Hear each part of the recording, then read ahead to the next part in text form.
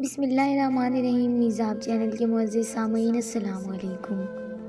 Video शुरू करने से पहले आप दोस्तों से एक छोटी सी गुजारिश, अगर आपने अभी तक हमारे चैनल को सब्सक्राइब नहीं किया तो सब्सक्राइब करें और साथ में लगी घंटी के बटन को ज़रूर दबाएं ताकि हर नई वीडियो का नोटिफिकेशन आप दोस्तों तक सबसे पहले पहुंच सके। दोस्तों, वीडियो अच्छी लगे तो इसे लाइक और अपने दोस्तों के साथ शेयर भी लाजमी किया करें। और आपको ये स्टोरी कैसी लग रही है इसके बारे में कमेंट्स में अपनी राय ज़रूर दिया करें।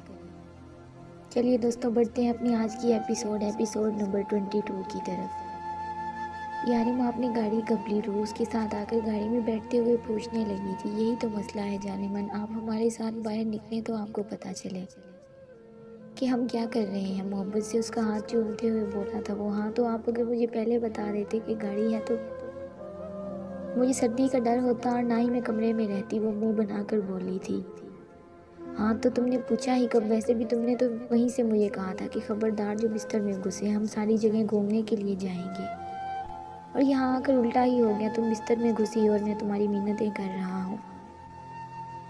हाँ तो मुझे थोड़ी ना पता था कि यहाँ इतनी सर्दी होगी, वो भी हारने के मूड में बिल्कुल ना थी।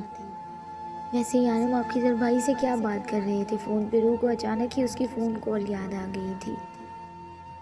तुम्हारे बोर होने के बारे में, वो शरारती अंदाज में पूछने लगा। नहीं, आपके दादा के बारे में। आप फ़ोन पर अपने दादा के बारे में बात कर रहे थे ना? मैंने सुना था आपने दादा कहा। रू जितने सीरियस अंदाज में बोली थी, यारम का कहका उतना ही बुलंद था।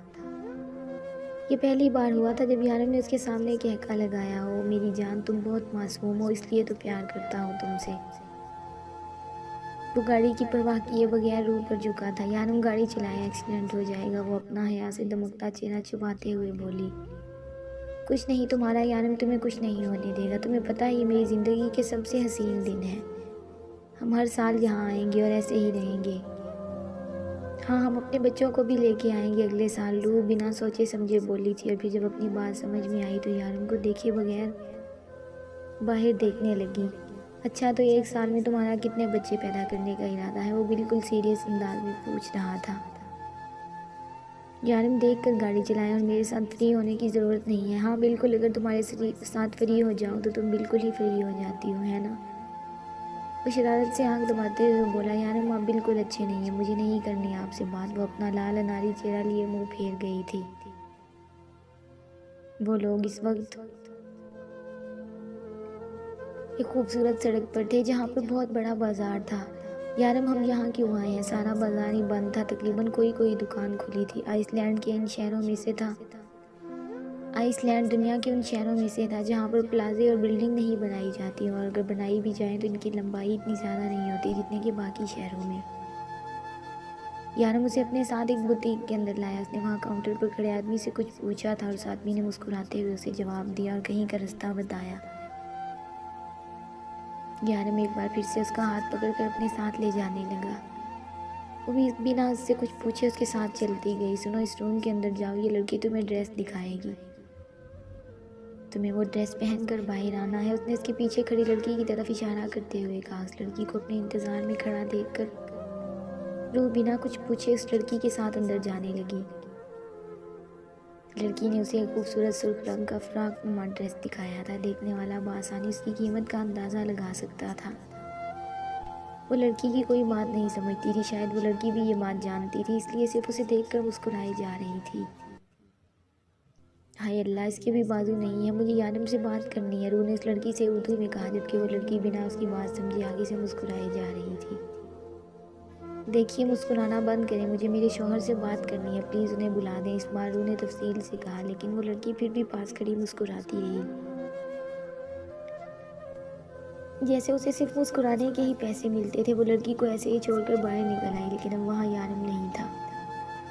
ये कहाँ चले गए? वो खुद से सवाल करती वापस अंदर आ गई, जहाँ वो लड़की अभी भी मुस्कुराकर उसे देख रही थी। एक पल के लिए रूह का दिल चाहा कि उसकी मुस्कुराहट नोच कर कहीं फेंक दे। कैसी अजीब लड़की है, अब क्या करूं? अगर यारम वापस आ गई तो मुझ पर गुस्सा होंगे। पहन लूँ? हाँ तो वो शर्ट भी तो पहनी थी, इसके ऊपर भी तो शॉल की थी, इसके ऊपर भी कर लूँगी। और वैसे भी यारम ने बताया था कि यहाँ पर मुझे अच्छे कपड़े नहीं मिलेंगे।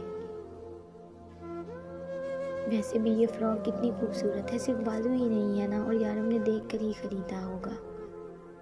उसने सोचते हुए ड्रेस को अपने हाथों में लिया और पहनने चली गई। ड्रेस पहनकर वापस निकली, हाथ में यारम के कपड़े और अपनी शॉल थी। लड़की ने आगे बढ़कर उसके हाथ से वो कपड़े लेने चाहे जब रूह ने फ़ौरन ही शॉल को अपने हाथ में सख्ती से पकड़ लिया था और अपने बेलिबास बाजुओं को ढकने लगी।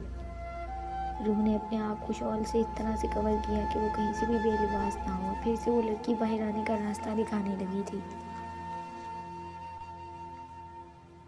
वो कमरे से बाहर निकली तो यारम तैयार 3 पीस सूट में खड़ा उसका इंतज़ार कर रहा था। काले रंग के सूट जिसमें उसने वाइट कलर की शर्ट पहनी थी वो बेहद हैंडसम लग रहा था। मुझे पता था तुम कवर कर लोगी, उसने रूह की शाल ठीक करते हुए कहा।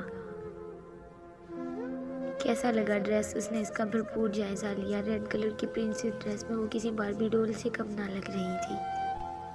अच्छा है लेकिन स्लीवलेस, रूह ने मुंह बनाकर जवाब दिया तो यारम के डिंपल नुमाया हो गए। कोई बात नहीं है बेबी, वहाँ मेरे अलावा और कोई नहीं होगा तुम्हें देखने वाला। वो उसका हाथ अपने हाथ में थामते हुए बोला। यारम हम कहाँ जा रहे हैं? रूह एक्साइटेड सी उसके साथ चलते हुए पूछने लगी थी। यारम मैं इन हाई हील्स में ठीक से चल नहीं पा रही, उसने अपने जूतों की तरफ इशारा करते हुए कहा जो कि उस लड़की ने उसके ड्रेस के साथ मैचिंग इसके पैरों के करीब रखे थे। वो उसे ये नहीं बता पाई कि उसने कभी हाई हील्स नहीं पहनी। मैं उठा के ले चलूँ? वो शरारत से रुका था। नहीं मैं चल सकती हूँ। इससे पहले कि यारम सच में उसे अपनी बाहों में उठा लेता वो तेज़ी से आगे की तरफ बढ़ी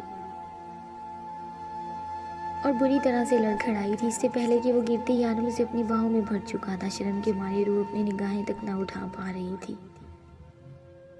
यारम लोग देख रहे हैं, प्लीज़ मुझे नीचे उतार दे। नहीं रूह, यहाँ के लोगों को कोई फ़र्क नहीं पड़ता इन सब बातों से, और दूसरी बात तुम मेरी बीवी हो, मैं जो चाहे करूँ। वो कहते हुए तेज़ी से आगे बढ़ा और आकर वापस इसे गाड़ी में बिठाया था। रूह ने शुक्र का कलमा पढ़ते हुए जल्दी से अपनी साइड का दरवाज़ा बंद किया। यारम हम जा कहाँ रहे हैं? आप बताते क्यों नहीं मुझे? वो फिर से पूछने लगी थी। वहाँ जहाँ मैं और तुम्हारे अलावा, मेरे और तुम्हारे अलावा कोई तीसरा ना हो। अब एकदम चुप होकर बैठ जाओ। तुम्हें पता है मुझे ड्राइविंग के दौरान बात करना बिल्कुल पसंद नहीं। वो सख्ती से कहता हुआ अपनी सीट पर बैठ गया था, जबकि रूह सीट के साथ टेक लगाकर आंखें मूंदने लगी। खबरदार रूह, सोना मत, तुम्हारी नींदों का कुछ करना पड़ेगा, वो उसे वार्न करते हुए बोला था। और फिर थोड़ी ही देर के बाद यारम ने अंधेरे में गाड़ी रोक दी। चलो आओ रूह, वो उसे गाड़ी से नीचे उतरने के लिए कह रहा था। लेकिन इस अंधेरी सड़क पर वो दोनों कहाँ जाते? यहाँ तो सिर्फ एक जंगल था, वो भी बर्फ से ढका हुआ, या जंगल से निकलती शायद एक सड़क। यारम हम यहाँ क्यों आए हैं? अंधेरे में कुछ तलाश करने की कोशिश करते हुए वो पूछने लगी कि क्योंकि आज मैं तुमसे कुछ सवाल पूछना चाहता हूँ। अगर तुमने इनके बिल्कुल ठीक जवाब दिए तो मैं तुम्हें अपने साथ वापस ले चलूँगा, और नहीं तो तुम्हें यहीं जंगल में छोड़ दूंगा। वो बिल्कुल सीरियस मूड में बोल रहा था। अगर हिम्मत है तो छोड़ कर दिखाएं, मुझे पता है आप मेरे बगैर नहीं रह सकते। मैं आपसे दूर चली गई तो यहाँ की सड़कों पर पागलों की तरह घूमेंगे आप। क्या दावा था? वो कुछ ही दिनों में समझ चुकी थी कि यारम इसे छोड़ नहीं सकता। रूह, उसने जज्बात की शिद्दत से उसका नाम पुकारा था। रूह सवालिया अंदाज में उसके चेहरे को देख रही थी। I love you so much. बिल्कुल ठीक कहती हो तुम। अगर तुम मुझसे दूर हुई तो ना मैं वाकई इन सड़कों पर पागलों की तरह घूमूंगा। फिलहाल तो तुमने मेरा पागलपन देखा ही नहीं। मैं सच में तुम्हारे बगैर नहीं रह सकता। मुझसे कभी दूर तो नहीं जाओगी ना? वो खुद भी नहीं जानता था कि ये सवाल वो बार बार उससे क्यों पूछ रहा है, जबकि वो ये बात अच्छे से जानता था कि अगर वो उससे दूर जाने की कोशिश करेगी तो वो उसे दूसरी दुनिया से भी ढूंढ निकालेगा। यार मैं आपको छोड़कर कहीं नहीं जाऊंगी, और अगर जाऊंगी भी तो कहाँ जाऊंगी? आपके अलावा है ही कौन मेरा? वो गाड़ी से निकलकर उसके साथ चलते हुए कहने लगी, अच्छा बताओ कितना प्यार करती हो मुझसे? करती भी हो कि नहीं? वो उसका हाथ थामे साथ चलते हुए कहने लगा। यारम आप मेरी हर बात में शामिल हैं, आप मेरी हर सांस में शामिल हैं, हर नमाज के बाद की दुआ है। आप मैं खुद भी नहीं जानती कि आप मेरे लिए क्या हैं। यारम आप मेरे लिए मेरा सब कुछ है। अब आप उसे मेरी मोहब्बत कह लें या कुछ और, लेकिन आपसे ज़्यादा अजीज़ मुझे इस दुनिया में और कोई नहीं है। जब आप सुबह काम पर जाते हैं तो मैं सारा दिन आपका इंतज़ार करती हूँ, और फिर जब आप वापस आकर वो शर्माई थी, यारम के डिम्पल नुमाया हुए, वो अपने शौहर के सामने अपने ही शौहर के सारे दिन की बेताबियाँ बयान नहीं कर पाती थी। जानती हो रूह, मेरी माँ कहा करती थी, अगर किसी शख्स की मोहब्बत आपकी हर नमाज की दुआ बन जाए तो समझ लो वो मोहब्बत इश्क बनकर आपकी रूह में उतर चुकी है।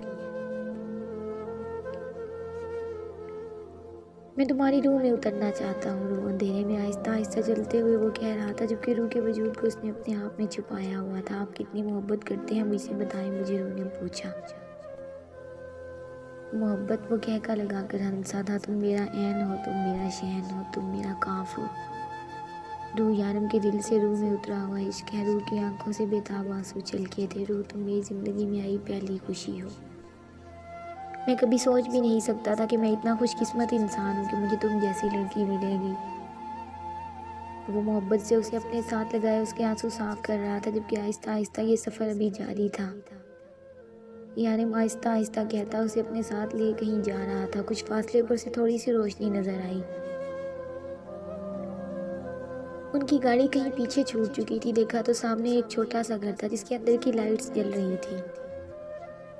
यारम, ये रूह ने सामने छोटे से घर की तरफ इशारा किया। हाँ मेरी जान, अब तुमने अगले साल हमारे बच्चों के साथ यहाँ आने का प्लान बनाया है, तो मैंने सोचा उनके लिए घर भी तो होना चाहिए। बहुत छोटा घर है वो, यहाँ पर बड़े घर नहीं मिलते। यहाँ सब लोग ऐसे ही छोटे छोटे मकानों में रहते हैं। मैंने आबादी से अलग थलग एक छोटा सा घर लिया है। मैंने बहुत सोचा तुम्हें क्या क्या गिफ्ट दूँ, फिर मेरे जहन में यही एक चीज़ आई। कैसा लगा? यारम ने मुस्कुराते हुए पूछा था। बहुत प्यारा है। यारम ने देखा कि रूह रोने की मुकम्मल तैयारी पकड़ चुकी है। बिल्कुल मेरे जैसा, यारम ने शरारत से कहा। आप कब से प्यारे हो गए? प्यारी सिर्फ लड़कियाँ होती हैं। रूह ने उसकी गलतफहमी दूर करनी चाहिए थी। हाँ यार, लड़के तो हॉट होते हैं मेरे जैसे, या लड़कियां हॉट भी होती हैं? वो शरारत से आंख दबा कर बोला था। यारम, आप बिल्कुल भी अच्छे नहीं हैं, छोड़े मुझे, मेरे घर के अंदर जाना है। वो अपना आप छुड़वाकर अपना गुलाबी चेहरा लिए अंदर जाने लगी थी। उसने रूह को अपनी बाहों में उठाते हुए शरारत से कहा, बाकी घर सुबह देख लेना, फिलहाल सिर्फ बेडरूम ही देखो। जारी है दोस्तों अगर आपको वीडियो पसंद आए तो इसे लाइक और अपने दोस्तों के साथ शेयर लाजमी करें। और अगर आप मेरे चैनल पर नए हैं तो चैनल को सब्सक्राइब करें और साथ में लगे घंटी के बटन को ज़रूर दबाएं, ताकि हर नई वीडियो का नोटिफिकेशन आप दोस्तों तक सबसे पहले पहुंच सके। चलिए दोस्तों, मिलते हैं नेक्स्ट एपिसोड में। तब तक के लिए अपना ख्याल रखिए और दुआओं में याद रखिए। अल्लाह हाफिज़।